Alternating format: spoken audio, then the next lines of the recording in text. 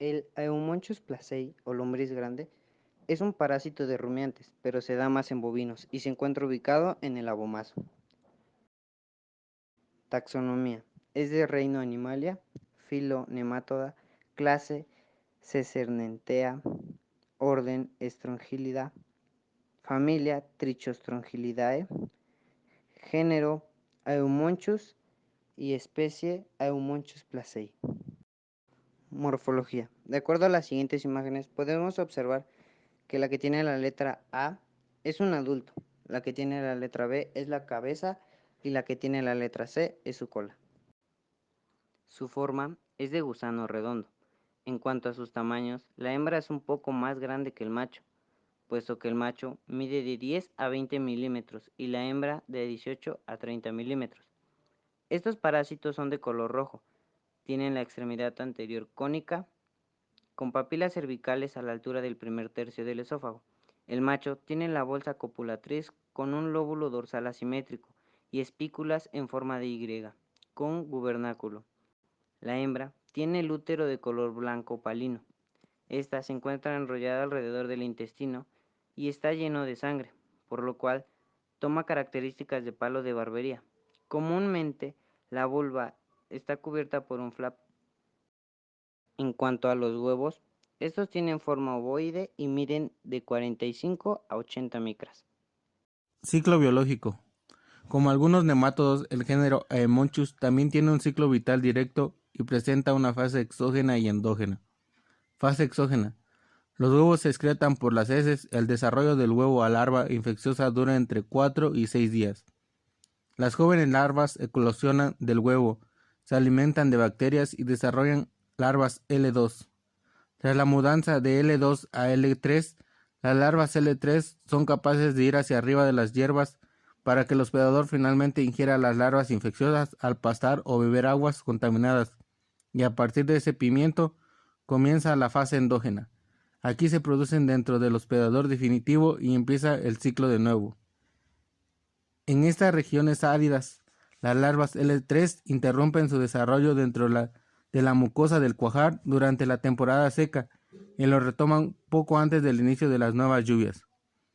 El periodo de prepatencia dura de 26 a 28 días, pero puede haber síntomas clínicos antes, pues tanto que las larvas como los adultos chupan sangre. Signos. El Eumonchus es un chupador de sangre y uno de los endoparásitos más dañinos de los rumiantes. Las larvas y los adultos perforan o dañan la mucosa estomacal y chupan sangre de los vasos sanguíneos adyacentes, lo que causa inflamación, gastritis y ulceración de la pared estomacal. Por lo general, las infecciones de Eumonchus siempre causan anemia. Otros signos en casos de infecciones agudas son anemia hemorrágica, heces obscuras y edema abdominal, torácico y submandibular. En caso de infecciones crónicas por ingestión no masiva pero continua de larvas, puede darse también edema submandibular, anemia por deficiencia férrica, caída progresiva de lana, falta de apetito, pérdida de peso y muerte. La diarrea en este parásito no es muy frecuente. Diagnóstico. El diagnóstico debe confirmarse por el examen cropológico de los huevos específicos en las heces. Tratamiento. La mayoría de los antihelmínticos de amplio espectro, como la familia de los benzimetazoles, por ejemplo, albendazol, febendazol, febantel, oxfenazol. Otros es el levamisol, pirantel y morantel. Son eficaces contra adultos y larvas de Aemonchus, así como la doramectina y la eprinomectina. Control. Considerando lo nocivo que son estos helmitos, son especialmente importantes las medidas generales preventivas, como el manejo de pastos, ya que el ganado adulto puede infectarse a través de forraje natural, heno o camas infectadas con larvas infectivas. Por ello, se recomienda vivamente aplicar medidas higiénicas que lo impidan. Dirofilaria mitis es un nemátodo de la familia Filaridae, filiforme y cilíndrico, de color blanco que posee una cutícula con estriaciones transversales y longitudinales. Los machos se diferencian de las hembras por ser de menor tamaño y terminar en una cola en espiral. Las microfilarias sanguíneas no mudan y miden de 218 a 340 micras. El extremo anterior está aplanado y la cola es recta. Ciclo evolutivo. La hembra de Dirofilaria es vivípara, por lo que las larvas o microfilarias pasan a la sangre y circulan. Los mosquitos ingieren las microfilarias junto con la sangre. Llega al estómago del insecto y posteriormente pasa a los tubos de Malpighi. Al cuarto día pasan al estado de segunda larva, que tiene forma semejante a una salchicha, y al noveno y al 10º día llegan al estado de tercera larva, de forma más alargada y que mide 500 micras de largo. Posteriormente, las microfilarias emigran por la cavidad torácica, entran en los espacios cefálicos o en la cavidad en el labio, en donde alcanzan el estado de microfilaria metacíclica o infestante. Entonces miden de 800 a 900 micras. El tiempo de desarrollo en los mosquitos varía según el clima, entre 8 a 17 días y la especie de mosquito. La infestación en el perro ocurre en el momento en el que el mosquito se alimenta del huésped definitivo, pues las microfilarias son inoculadas en la piel. Hay crecimiento y migración intermedia por varios tejidos. En el corazón se establecen en un lapso de 85 a 120 días, midiendo de 3 a 11 centímetros. 2 meses después alcanzan su madurez sexual y las microfilarias aparecen en la sangre. Patogenia. El parásito adulto ejerce importante acción mecánica por obstrucción, principalmente en el corazón derecho y en la arteria pulmonar, interfiriendo con el paso normal de la sangre y el cierre de las válvulas. Otras veces, diferentes estados evolutivos son arrastrados por la corriente sanguínea, provocando problemas de embolia en pulmón, cerebro y otros tejidos. Los vermes, a través de sus movimientos, ejercen una acción irritativa sobre el endotelio de los vasos, dando lugar a endoarteritis y endocarditis, con hipertrofia compensadora. Semiología. Las manifestaciones dependen del número de vermes y el tiempo de la infestación, pero generalmente hay tos crónica, falta de resistencia debida a la falta de circulación. Los signos de insuficiencia cardíaca son tos, fatiga rápida, murmullos cardíacos y colapso agudo. Epidemiología. La dirofilariosis canina se encuentra ampliamente distribuida en el mundo y está estrechamente relacionada con la presencia de varias especies de mosquitos vectores de los géneros Culex y Aedes. Sin embargo, en México la frecuencia es baja. Diagnóstico. Se puede utilizar varias técnicas para la concentración de las microfilarias de la sangre, mediante la centrifugación y hemólisis de los glóbulos rojos con una solución de formol y ácido acético. También pueden diferenciarse las microfilarias por el método de Newton y Wright, así como sus características morfológicas. Para la concentración puede utilizarse el método de microhematocrito, que resulta rápido y económico. Tratamiento. Se ha utilizado varios compuestos en el tratamiento de Dirofilaria mitis y se puede dividir según tengan acción sobre las microfilarias o sobre los adultos, denominados también larvaricidas o adultocidas. El riesgo del tratamiento depende de las lesiones presentes, como la endoarteritis y la congestión venosa crónica. Además, la embolia del parásito muerto resulta algunas veces más graves que su presencia vivo. Control. Durante la época o durante la exposición de los perros a los mosquitos, puede prevenirse el desarrollo del parásito adulto mediante el uso estratégico de microfilaricidas. Por ejemplo, se recomienda usar dietilcaramicina en dosis de 20 miligramos por kilogramos durante 10 días cada 3 meses. Emonchus contortus es un nematófago del grupo Tricastrangulus que provoca un parasitismo llamado tricastrangilosis en los rumiantes. Es más frecuente en las regiones cálidas y húmedas que en las frías y secas. Se localiza en el abomaso e intestino delgado de los rumiantes como ovinos, bovinos, caprinos. Su cuerpo es cilindroide no segmentado, con un tracto intestinal y una cavidad.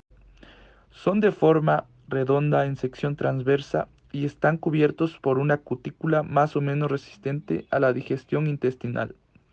Los machos llegan a medir de 19 a 22 milímetros y tienen una bolsa copuladora muy desarrollada. Las hembras miden de 25 a 34 milímetros y poseen un pliegue vulvar prominente y su cola en punta. Los huevos son morulados de color rojo. La hembra mide aproximadamente 3 centímetros y el macho 2 centímetros. Su reproducción es sexual y en su ciclo la excreción de huevos es una variable y depende del hospedador, edad, estado inmunitario, consistencia fecal y del parásito, polificidad de las hembras. Emonchus es muy prolífero, ya que en un solo día puede excretar de 5.000 a 10.000 huevos. Una vez eliminados con las heces y si las condiciones son adecuadas, en el interior de los huevos se desarrollan las L1 que eclosionan en la masa fecal. Mudan dos veces pasando de L2 a L3, ya que son infectantes, retienen la cutícula en la fase anterior y emigran a la hierba, donde permanecen hasta que son ingeridas por un hospedador. Cuando hay circunstancias óptimas se forma L3 en 15 días, aunque en condiciones naturales puede alargarse hasta 5 a 7 meses. La infección de los animales se realiza por la ingestión de L3 con la hierba. Una vez ingerido, el pasto con la larva tarda 30 minutos aproximadamente. Después las larvas pierden la vaina en el aparato digestivo del animal. Una vez dentro del hospedador, el parásito recibe un estímulo y hace que la larva segregue un fluido de modo que actúa sobre la cutícula provocando su ruptura, con la que la larva, ayudada de sus movimientos, puede salir. Las larvas desenvainadas penetran en la mucosa. Una vez en la mucosa, las larvas mudan otra vez y pasan a L4 en el interior de las glándulas. Después, la última muda se transforman en L5 o preadultos que maduran sexualmente y pasan a adultos. Tras la cópula, las hembras comienzan a poner huevos, cerrándose el ciclo.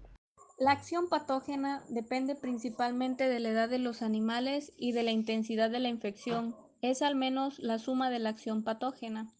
Todas las especies que se localizan en el cuajar abomaso producen lesiones en las glándulas parasitadas, consecutivas a la penetración y crecimiento de las larvas en su interior, lo que origina su dilatación y una marcada protrusión sobre la superficie de la mucosa. Este gusano hematófago posee en su boca una especie de cuchilla que le permite sujetarse y cortar los vasos capilares estomacal, especialmente el abomaso, donde además de succionar la sangre, inyecta una especie de anticoagulante que no permite que las heridas dejen de sangrar, aunque el parásito haya abandonado su punto de alimentación. Su desarrollo es cíclico tanto en el interior del sistema digestivo del ovino como en los ambientes donde el cuadrúpedo permanece. En el diagnóstico se realiza en base a datos clínicos, anamnesis, historial epidemiológico y análisis de laboratorio. El análisis de laboratorio es el examen coprológico más utilizado. Este consiste en un análisis de la materia fecal de los animales, por lo que se debe seguir los pasos al obtener la muestra y enviarla al laboratorio. Una muestra después de ser tomada debe conservarse en un lugar fresco y Otro método que puede emplear para la conservación de las muestras es agregar formol en solución al 10% en agua corriente o solución salina fisiológica. La técnica del método de Famacha es la observación detallada de los ojos del ovino o caprino. Cuando presentan estos un color rojo, hay una buena cantidad de sangre. Y cuando hay una mayor cantidad de parásitos, el animal presenta anemia, presentando un color pálido en los ojos. Tratamientos. Los antiparasitarios nematocidas son fármacos que se utilizan contra gusanos redondos. El éxito de un tratamiento antiparasitario depende de la especie animal y del grado de infestación, de la alimentación y el estado de salud del animal, del tipo de parásito y su patogenicidad, del tipo de explotación y el personal con que se cuente. El tetramizol y levamisol son muy eficaces frente a las formas adultas de los nemátodos gastrointestinales. Frente a los estados larvarios, la eficacia es de menos de 80%. La ivermectina y doramectina presenta eficacia del 95 al 100% frente a adultos y estados larvarios. Esta se comercializa mayormente en rumiantes. Se administran por vía parenteral a dosis muy bajas. La farmacocinética de los benzimidazoles y provenzimidazoles inhibe la polimerización de la tubulina a la enzima fumarato reductasa que produce la deficiencia en la generación de energía mitocondrial en forma de trifosfato de adenosina, ocasionando la muerte del parásito. En el control y prevención se logran con la aplicación de la adecuada rotación de los pastos y la aplicación de medidas zoohigiénicas correctas.